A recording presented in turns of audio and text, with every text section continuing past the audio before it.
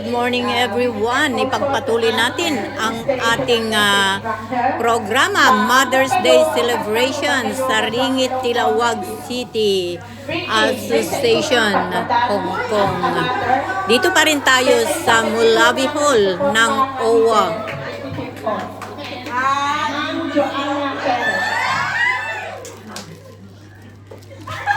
Thank you, Apo Presidente. Impronto nga message of Mother's Day celebration. No, i-preserve mo in environment, there is a triple R. That is reduce, recycle, and reuse.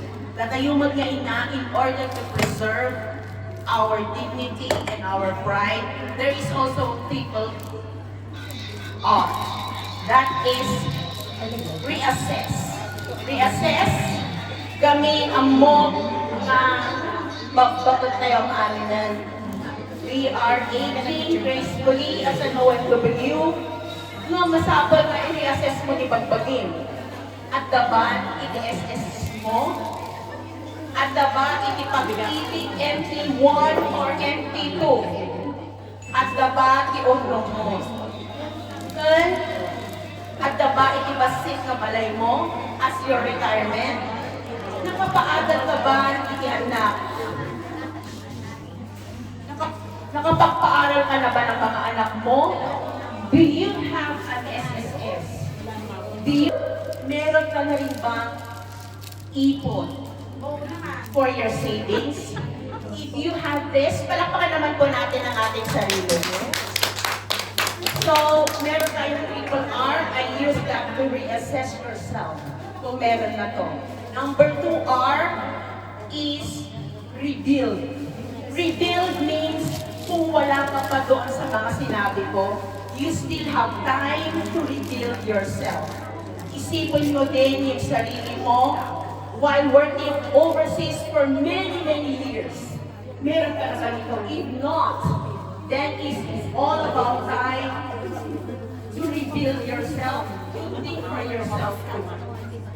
Kasi lahat tayo tumatanda na. Diba? Rebuild yourself. Isipin mo rin yung sarili mo, matagal na tayo sa abroad. Right? So, rebuild.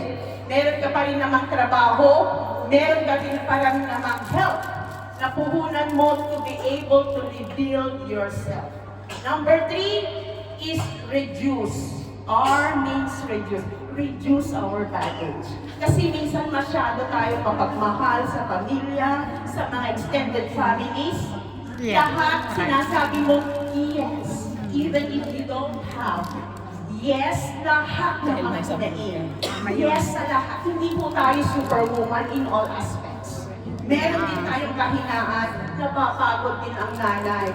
Napapagod din tayong lahat. So that is why we need to reduce our baggage for our own good.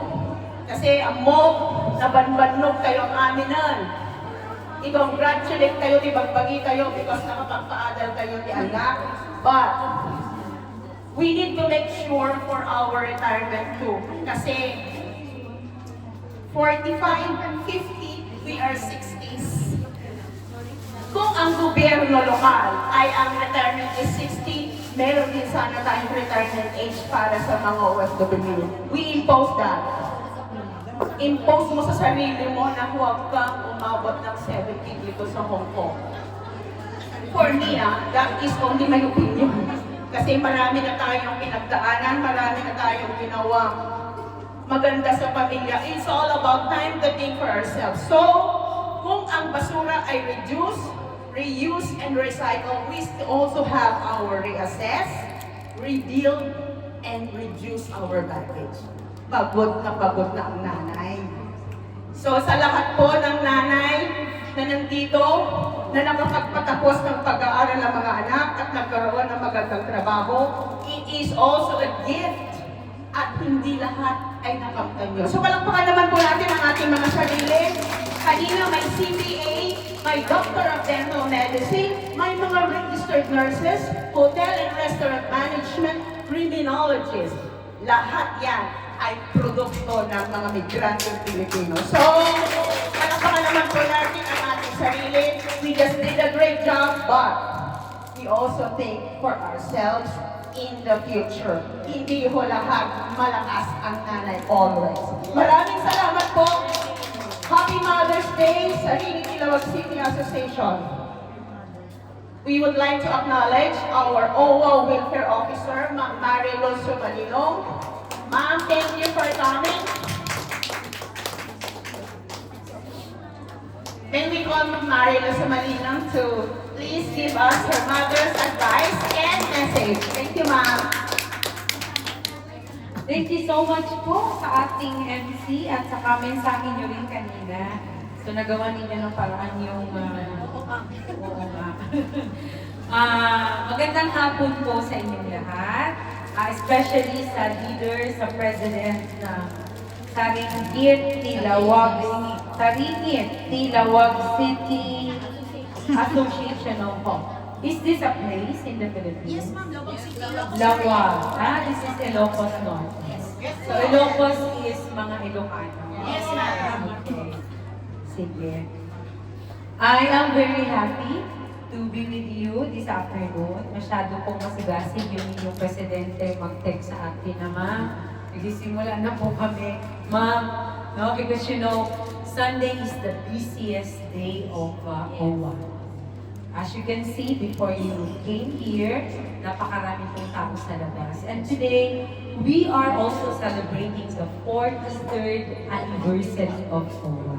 Lahat na po ba kayo ay follower ng OWA Hong Kong? Please continue following and please share sa inyong pong mga members, mga kapamilya, mga kapuso, mga amega, na to follow OWA Hong Kong because we are posting yung pong mga napakaraming activities na pwede pong ma-enjoy at ma-experience ng ating mga OFWs sa Hong Kong. First and foremost, huwag ko rin kalimutan i-greet kayo ng Happy Mother's Day. Yung mga nanay dito. Sino na po ba dito ay naka-receive na ng greetings galing sa pamilya sa Pilipinas? Yes! Oh, sa lahat naman tayo, no? Ating mga asawa at ating mga anak. You know, yung ating involvement sa mga association ay overall, tinatawag nating volunteer in nature. Hindi po ito mandatory. Depende sa inyo kung kayo ay mag-join sa isang association. Lagi natin tinatanong sa sarili natin, ano naman ba ang magiging pakinabang ng membership sa isang association? Of course, sa ating mga kababaihan, at least meron tayong mga pwedeng mga mamarites. Meron tayong mga makakausap. Meron tayong group na kung saan we can show ourselves. Katulad ng ginawa ni ate, naka-off shoulder. We can get up. We can put on our makeup. Yes. And we can be the best version of ourselves. Because in an association, you will be able to build friendship, network. We can navigate things na outside doon sa ating ginagawa from Monday to Saturdays. Sa loob ng bahay ng ating mga amo. Every Sunday, magaganda ang mga OFW. Pwede magpakulong ng hair. Pwede magpa-straight ng hair. No? And that is also part of developing ourselves. Kasi maraming stressful situation sa buhay. Maraming ups and downs. Maraming mga wins. Maraming mga lose. But then, what is important is, we were able to sustain and survive. Because napakahirap pong mag-survive sa isang lugar na wala kang pamilya. And the association is now your family. Yes. Napakahirap ma-sustain. Because you are not just the light of the family. Ang mga kababaihang OFWs ay nagsisilbi na rin haligi ng tahanan. Yes. Because we provide for our family. Kanina narinig ko that we were able to send our children to school. May mga goal tayo. They are the future leaders of the land. Sila yung mga future generations ng mga doktor, ng mga CPAs, ng mga engineers. And that is because of your hard work. At sabi nila, bakit ba tayo kailangan magsikap? Bakit kailangan tayo magputi ng hard work? Pwede namang hindi. Pwede namang pabayaan na lang sila. No, because that is part of our commitment first. And second, that is part of our happiness. In return, yung ating mga anak ay nagbibigay din ng kasiyahan sa atin. That's why we pursue on our work and we pursue on our dreams. And today, marami tayong naiisip na mga ganap.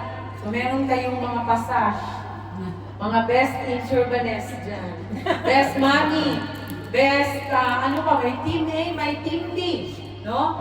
In that way, you would also be able to showcase your talents sa pagluluto. Kayo ba ang nagluto na? Yes, ma'am! Number one pa. Sabi na pumayag naman ang employer na doon kayo magluto sa bahay. Oh.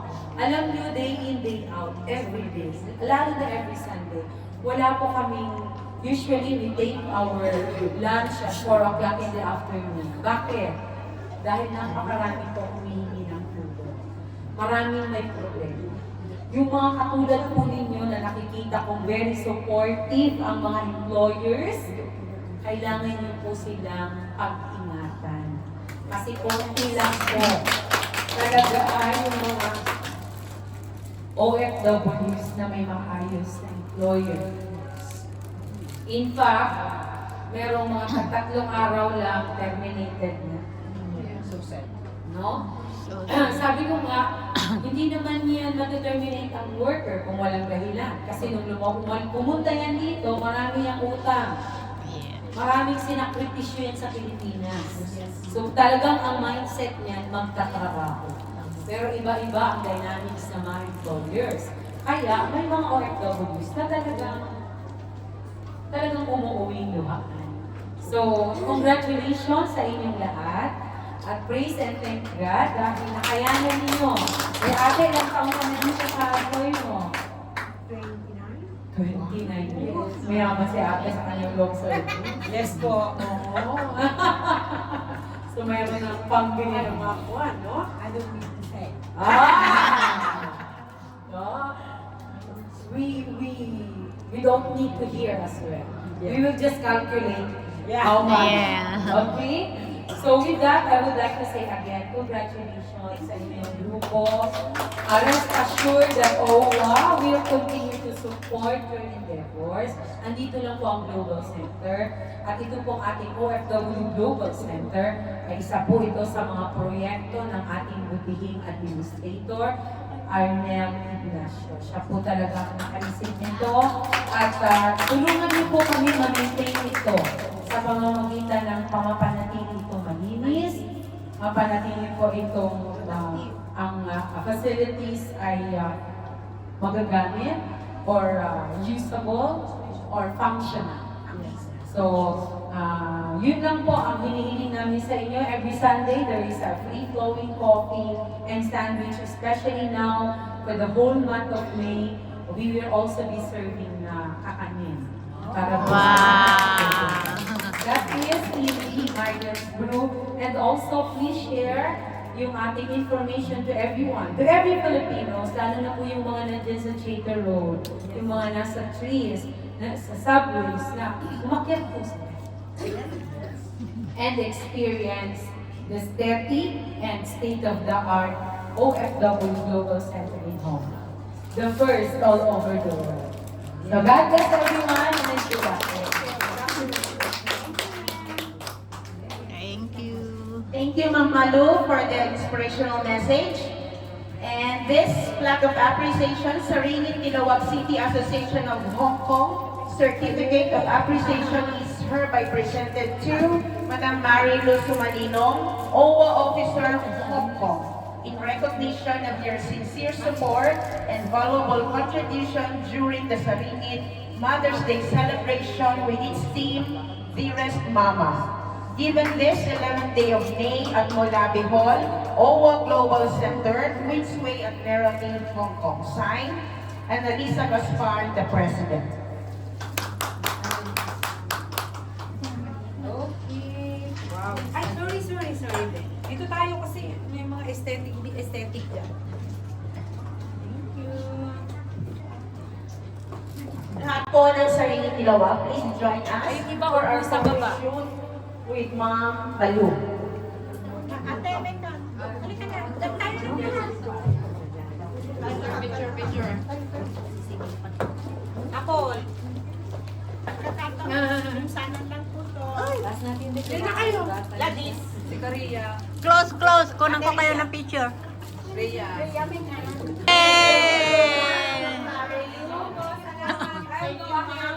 And may mga leadership training din, entrepreneurship training.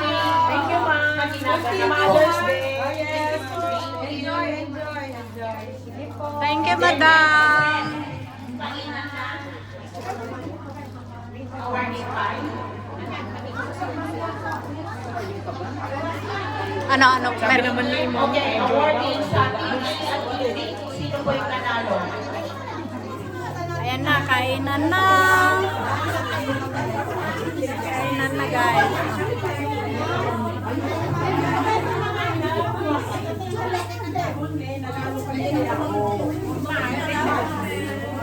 Ang nadan nyo lang na kanset. Ako. Listen. Isa na. Ang nadan nyo ang black timangan. Okay.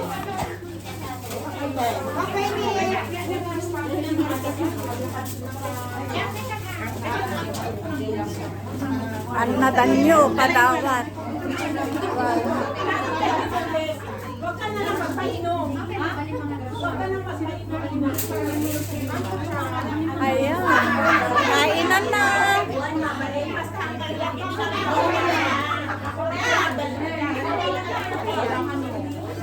Kainan na.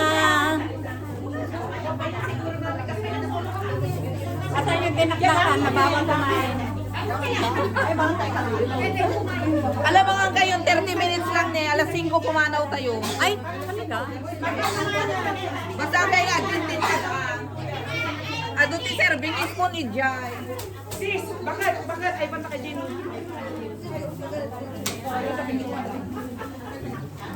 Kasi, ay, dito may video.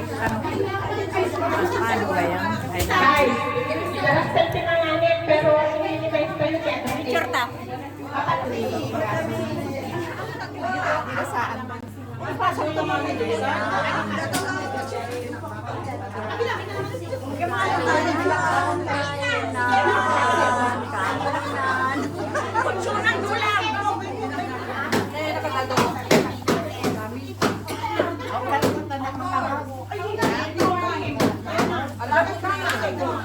Ito, tapos na ang mga kumain. Dami pa dyan. Sharon Ito, time. wala naman po. Sharon time. Ayan, yung mga magsasyaron kasi kaysa masira. Meron? Ayan, di tapos na guys. Sharon time. Bukas masarap na yan. Lagyan mo ng ano yan, ng sauce niyan. Ay, naman, kasi tatay ito na guys, magkamangis ako.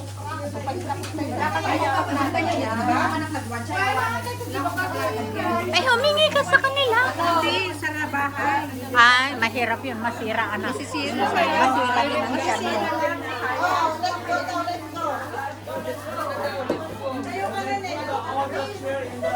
Pumunta sa labas, magkape. Di ba? Magkape muna. Marlene, nagkape tayo. Yes, we are leaving. We are just cleaning.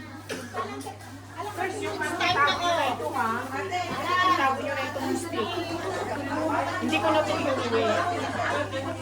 Ayan, tapos na guys ang aming kainan doon. So ngayon ay ligpitan. Ayan. Tapos na ang matagumpay na pag-celebrate ng Mother's Day. Mother's Day sa mga mommies, mga mothers.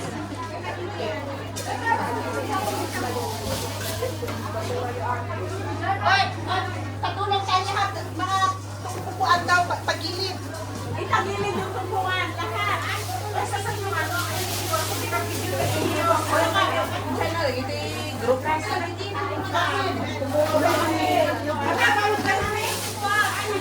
Saan pa lipat na?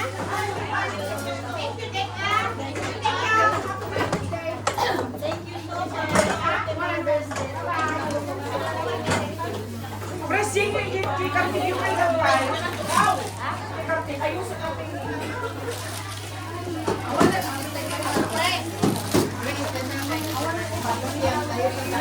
Patulong! Ikatin nyo, di kita bagyo. Matapos na ang celebration ng Mother's Day. Philippine Consulate. At ngayong araw na ito, mga friends, ay 43rd anniversary din ng OWA sa paglilingkod sa mga OFW. Ito.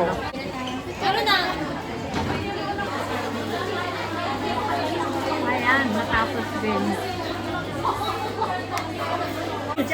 Kadagamit naman may isang abang. Kadagamit ninakamit na dyan sa saan.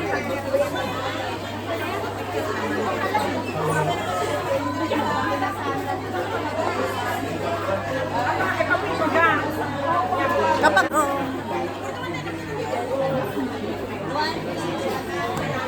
ayan, tapos na yung Mother's Day celebration. Ayan. Video na kita eh. Anong picture yung ipadalak to?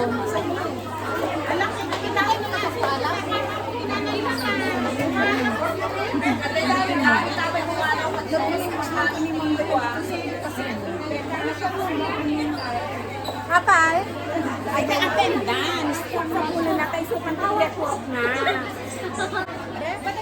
Sige, sige.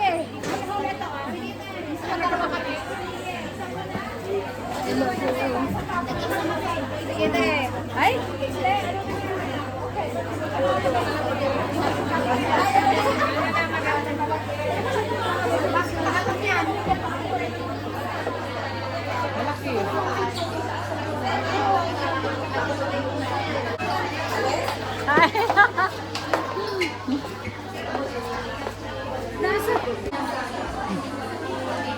Alis ka muna.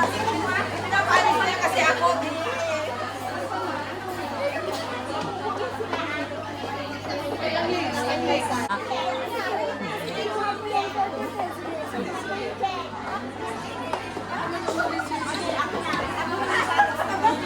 Hindi na matapos-tapos, ha?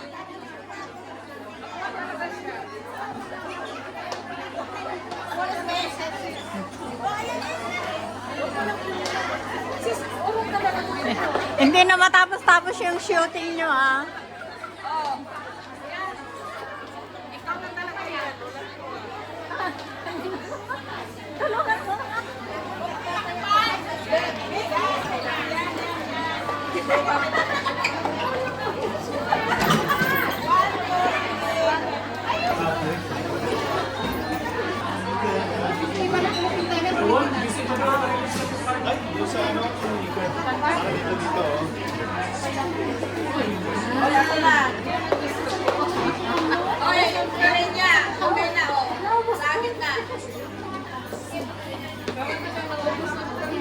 Oh, bakit?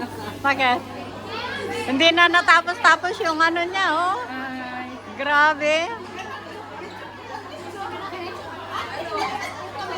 My Crunch Brew.